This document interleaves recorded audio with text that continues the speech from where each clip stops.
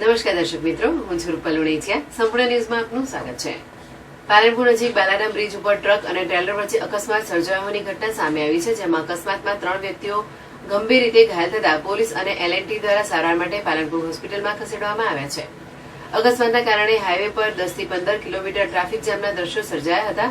બનાસકાંઠા જિલ્લામાં અકસ્માતોનો સિલસિલો યથાવત જોવા મળી રહ્યો છે, જેમાં રાત્રિ દરમિયાન પાલનપુર આબુ હાઈવે પર બાલારામ બ્રિજ પાસે એક ટ્રેલર અને ટ્રક વચ્ચે અકસ્માત સર્જાયો હતો. અકસ્માતમાં ટ્રેલર ડિવાઈડર કૂદીને બાજુના રોડ પર જઈ ખાબકતા ટ્રેલરમાં રહેલ કપચી બંને રોડ પર પથરાઈ જવાથી બંને બાજુના રોડ બ્લોક થઈ ગયા હતા, જેના કારણે નેશનલ હાઈવે પર ટ્રાફિક જામ થઈ ગયો હતો.